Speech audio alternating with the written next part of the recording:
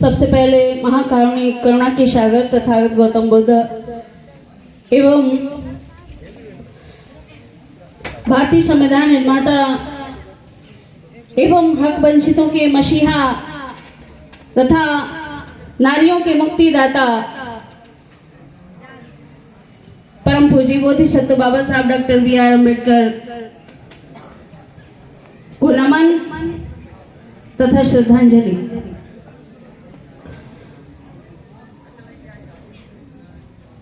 तथा समाज में जितने भी बहुजन नायक बहुजन नायिकाएं सभी को याद करते हुए हमारे बीच में बैठे मंचासीन जो हमारी माता जी हैं बौद्ध भिक्षुणी के रूप में उनको वंदन तथा मंचासीन वक्तागण तथा उपासक उपासिकाएं को मंगल कामना। जैसा कि आज श्रद्धांजलि कार्यक्रम है और बहुत सारे वक्ताओं ने अपनी अपनी बात रखी।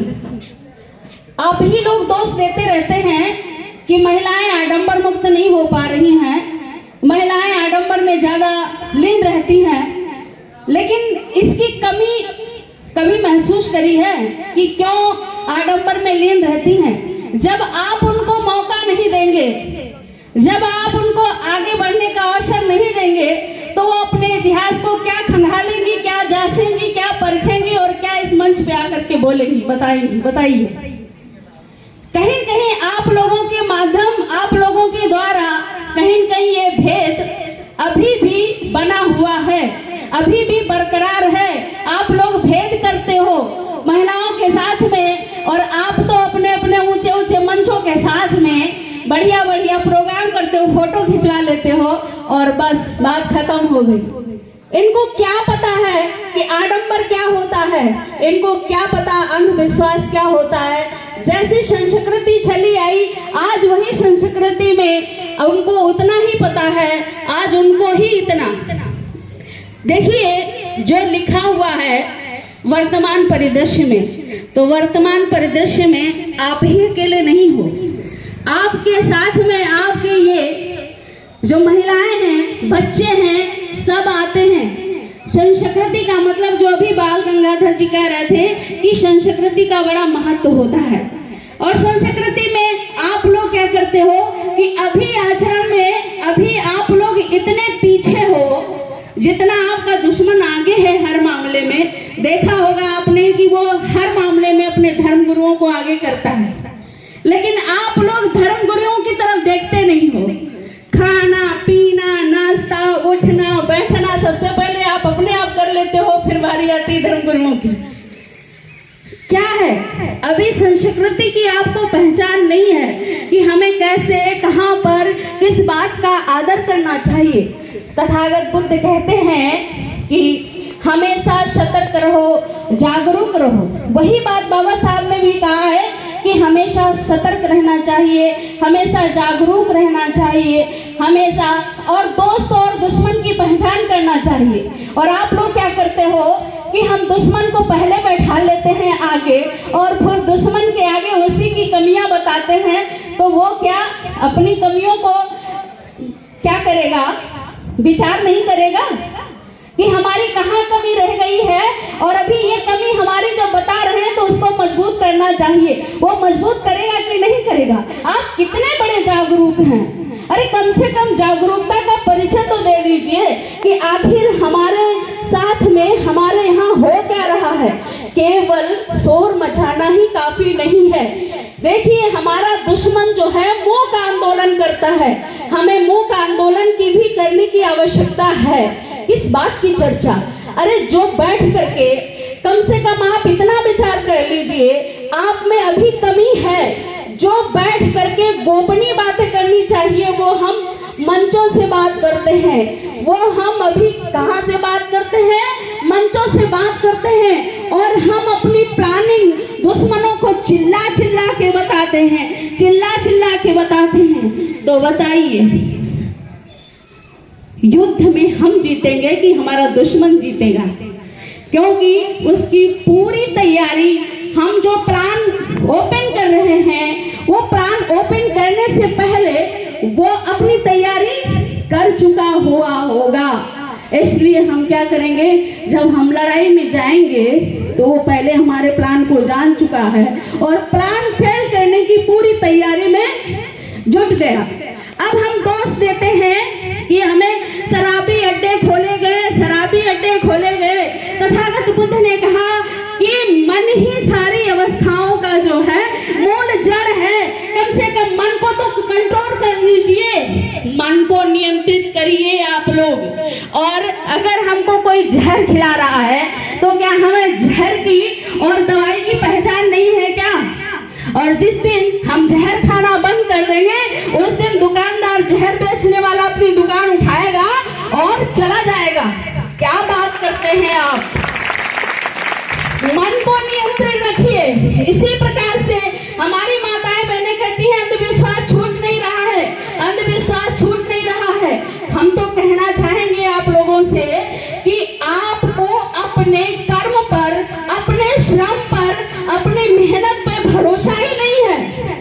और जिसको अपने श्रम पे, अपनी मेहनत पे और जिसको अपने पे विश्वास हो जाएगा, तथागत बुद्ध कहते हैं खुद पे अत्तदीपो भव अत्ताहीनातो अत्तनो कोहिनाथो परोशिया। अपने आप के स्वयं मालिक हो, कोई आपका कोई मालिक नहीं है। जिस दिन आपको अपने श्रम पे और जिस दिन आपको अपनी मेहनत पे भरोसा हो जाएगा उस दिन किसी के सामने दिए जलाने की जरूरत नहीं पड़ेगी, किसी के सामने हाथ फैलाने की जरूरत नहीं पड़ेगी, किसी के सामने आपको मांगने की जरूरत नहीं पड़ेगी। क्योंकि आप इतने आलसी हो, आप इतने लालची हो, आप श्रम करना चाहते नहीं हो। आप कहते हो कि हमें कमाया हुआ मिल जाए, और जब कमाया हुआ कोई देगा तो सबसे पहले स्वार्थ की तलाश करेगा, सबसे पहले स्वार्थ तलाश कर लेगा। जैसे कि 5 किलो राशन देता है और आपसे बहुमूल्य मत ले लेता है, और बहुमूल्य मत जब लेता है तब क्या होता है, आप पर आपकी बेटियों के साथ शोषण होता है, आपके साथ शोषण होता है, आपसे बेगारें करवाई जाती हैं, आपके साथ में तमाम के अत्याचार और शोषण किए जाते हैं। तब पहचान करोगे संविधान कोई पूजा करने वाली चीज नहीं है। जैसे कुछ लोग बताते हैं अरे संविधान को घर में रखो, संविधान की पूजा करो। संविधान कोई रखने वाली चीज नहीं है, पढ़ने वाली चीज है। और कहते हैं जो लोग शोर मचाते हैं संविधान बचाओ, संविधान बचाओ, संविधान बचाओ, उनसे पूछ लो 2 आर्टिकल्स आती हैं उनको, नागरिकता क्या होती है, उनसे पूछिए। जो चिल्लाते हैं कि संविधान खतरे में है, संविधान खतरे में है, अगर इस कुर्सी की उपयोगिता किसी को ना पता होगी तो वो क्या अपने घर में रखेगा जाके? नहीं रखेगा ना। जब इस कुर्सी की उपयोगिता उसको पता होगी तभी वो सुरक्षित अपने कमरे में रखेगा जा करके, कहीं टूट ना जाए, कहीं भीग ना जाए। अगर भीग जाएगी तो बैठने के काम नहीं आएगी, टूट जाएगी तो बैठने के काम नहीं आएगी, फिर हमको खरीदना पड़ेगा। बताइए, संविधान पढ़ने की चीज है। हमारी माताओं बहनों को सेल्फ डिफेंस के बारे में पता नहीं है। अरे कम से कम कुछ नहीं तो संविधान अपनी हर चीज की बात करता है, हर राइट की बात करता है। अरे संविधान को उसको सही से पढ़ तो लो। जैसे कि शिक्षा के अधिकार दे रहा है, धार्मिक स्वतंत्रता दे रहा है, अस्पृश्यता का अंत बता रहा है, उपाधियों का अंत बता रहा है। अरे पढ़ो तो। हमें अभिव्यक्ति की स्वतंत्रता देता है, ये हमारी बहनों को पता होना चाहिए, तभी तो हम बोल पाएंगे। अभिव्यक्ति की स्वतंत्रता, अरे हमारे लोग कार्यक्रम कराते हैं और उनको पता है कि धार्मिक भावनाओं की ठेस क्या होती है। हमारे लोगों को पता ही नहीं है कि धार्मिक भावनाओं की ठेस क्या होती है। हम रोज गाली खाते हैं, पूजे विप्र सकल गुणहीना सूदन पूजे ज्ञान प्रवीणा, रोज गाली खाते। लेकिन हम अगर कुछ बात कह देते हैं, हम उन्हीं की बात कह देते हैं, तो हमको क्या घोषित किया जाता है, ये हमारी धार्मिक भावनाओं पे ठेस पहुंचाई जा रही है। बताइए, जब तक आप अपने संस्कृति का, जैसे कि कहा जाता है बुद्ध धर्म को, जैसे अभी हमारे संचालक महोदय जी कह रहे थे, मुझे नाम तो नहीं पता है, कल एक सज्जन जी का फोन गया था परसों वाले दिन, तो मैं अम्बेडकर नगर में थी, तो ऐसी बात हुई, तो उन्होंने दोबारा हमको कोई रिस्पांस नहीं दिया, तो हमने कहा छोड़िए कोई बात नहीं। फिर कल फोन गया कि भंते जी आपसे आने के लिए कह रहे थे, तो हमने कहा चलो समय है आते हैं। तो मुझे यहाँ किसी का नाम पता नहीं, केवल हृदय राम का नाम पता है, उन्हीं के माध्यम से यहाँ मुझे आना हुआ। तो सबसे विशेष रूप है कि उपयोगिता पता चलनी चाहिए। जैसे कि अभी संचालक महोदय कह रहे थे कि 3-5 नहीं करना चाहिए, वाकई में हमको बताया कि 3-5 नहीं करना चाहिए। किसी मुंह से कहा हो, सुना होगा अभी आप लोगों ने, बड़े 30 मार खा बनते हो, बड़े 30 मार खा बनते हो। वाकई में आप लोग थे 30 मार खा, हमको डिमोलाइज किया गया, हमको हतोत्साहित किया गया, अरे बड़े 30 मार खा करते हो। जब हमारे बौद्ध धर्म का पतन हो गया तो हमको डिमोलाइज किया, हमको एक गाली के रूप में परोसा गया उसको। आज हम लोग 30 मार खा का अर्थ नहीं जानते हैं, 30 मार खा का अर्थ आज बताते हैं, जोड़िएगा आप लोग। त्रिशरण, पंचशील, 4 आर्षद, 8 अष्टांगिक मार्ग, 10 पारमिता, कितनी हो गई? 30 हो गई। इनका जानकार जो व्यक्ति होता था वो 30 मार खा होता था, 30 मार खा, 30 मार खा, क्योंकि हम ज्ञान से परिपूर्ण होते थे, नियम के, संयम के और ज्ञान से जो परिपूर्ण होता था वो 30 मार खा होता था। आज हम 30 मार खा की बात करते हैं। और माताओं बहनों, आपको तो शर्म आनी चाहिए, बिल्कुल शर्म आनी चाहिए। जब ये हमारे जागरूक भाई लोग जाते हैं ना, तो हम रोज सुनते हैं, हम तो दिन प्रतिदिन चलते रहते हैं। 2021 में आपके बस्ती के 500 गांव का मैंने भ्रमण किया था, और अभी भी प्लानिंग है हमारी, हो सकता है जनवरी में मैं 500 गांव का भ्रमण करूं। आप लोगों का सहयोग चाहेंगे और एरिया आप लोग बताएंगे किस एरिया में आप लोग ले जाएंगे हमको, और हम चलते रहते हैं, प्रतिदिन चलते रहते हैं। हमारी बहन जी बैठी हैं सरोज जी, इन्होंने 2 बार अपने कार्यक्रम में बुलाया, अभी अक्टूबर में बुलाया, मई में बुलाया मुख्य अतिथि के रूप में। तो आप लोगों के मुख से हम सुनते हैं, जितने भी जागरूक भाई हैं उनके मुंह से सुनते हैं, भंते जी, सुनी जी, हमारी महिलाएं अंधविश्वास आडंबर में ज्यादा बिजी रहती हैं, फंसी हैं और ये मानती नहीं है।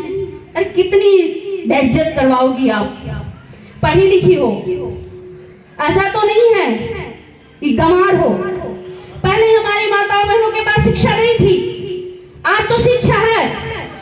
आज समाजशास्त्र पढ़िए, इस महिलाओं की स्थिति खुद पता चल जाएगी, शूद्रों की स्थिति खुद पता चल जाएगी, आपके पास में क्या अधिकार है क्या नहीं अधिकार है। जब सावित्री बाई ने पढ़ाना शुरू किया तो हमारे जो चालाक चतुर लोग थे, जिन्होंने समझा कि सावित्री को देवी के रूप में लोग मानने लगेंगे, तो उन्होंने सरस्वती को पैदा कर दिया, कहा कि हमारी ये देवियां सरस्वती को जानेंगी, सावित्री को नहीं जानेंगी। सावित्री को आप लोग नहीं जान पाए, और जब सावित्री को नहीं जान पाए तो बस बीड़ा बजाते ही रह गए,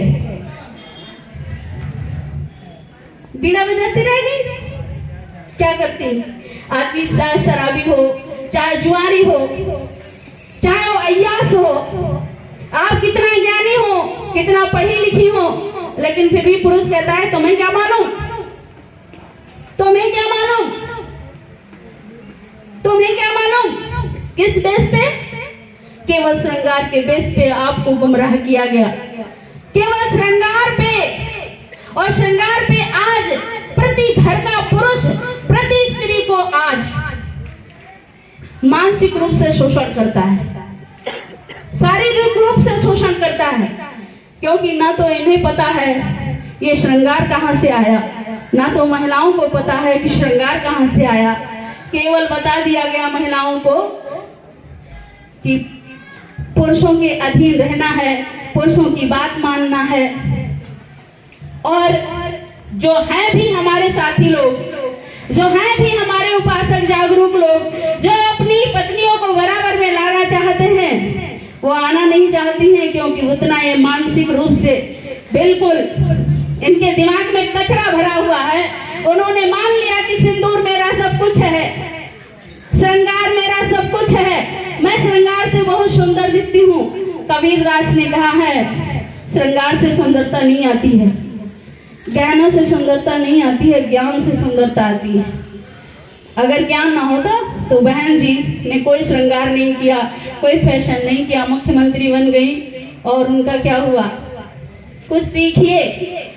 फूलन देवी ने कोई श्रृंगार नहीं किया, जीवन पर्यंत संघर्ष करती रही, और संघर्ष यहाँ तक किया कि उनको पता था कि संविधान न पढ़ने के बावजूद भी उनको पता था कि हमें सेल्फ डिफेंस में प्रतिरोध करना है, इसलिए वो बलात्कारियों का दहन कर पाई थी। नहीं तो आप जैसे रोज बलात्कार होते हैं, और हमारे लोग मछलियों की आंखें नोच करके खाना सीखे हैं, लेकिन कभी अत्याचारियों और अन्यायियों की आंखें नहीं नोचना सीखे हैं।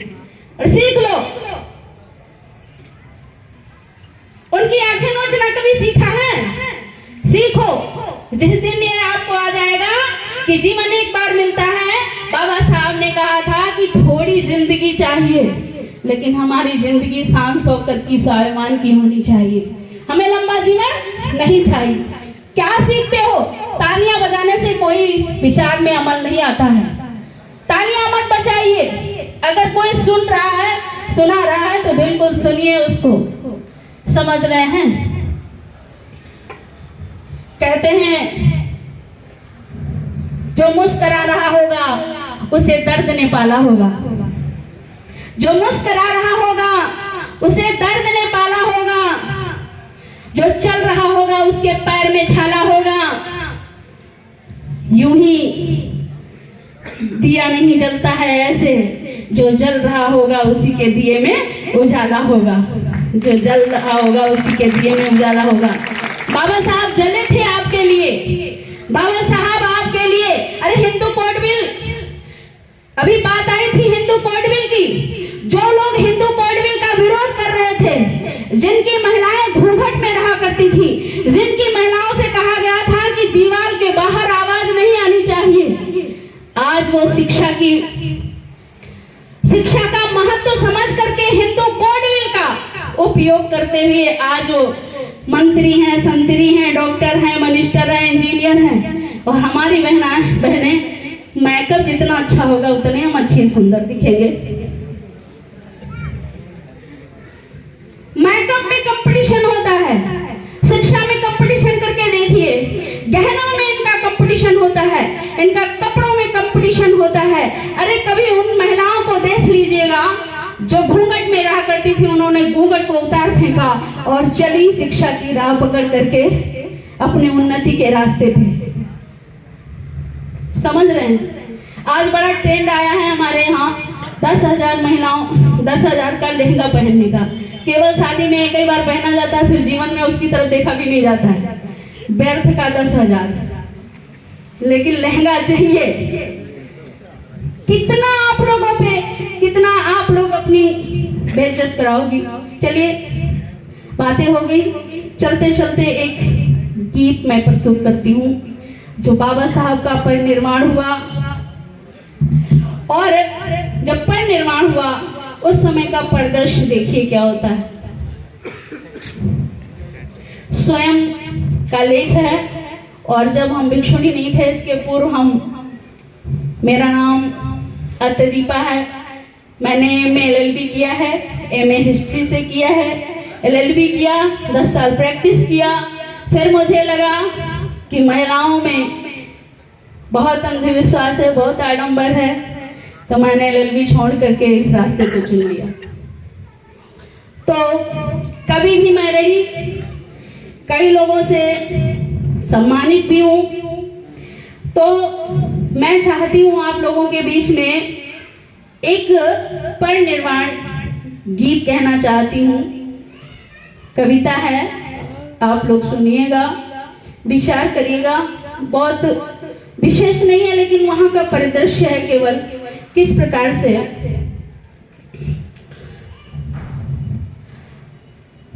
पांच और छह की बैरी राते अंधियारी, शब्दों का भाव है।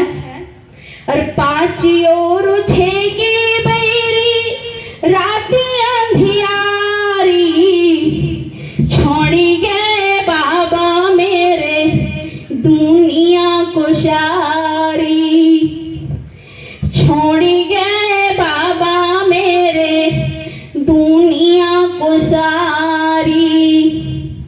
और आंख से आंसू बहे रोवे नर नारी, आंख से आंसू बहे रोवे नर नारी, कहाँ गए छोड़ी हमें भीम बलिहारी।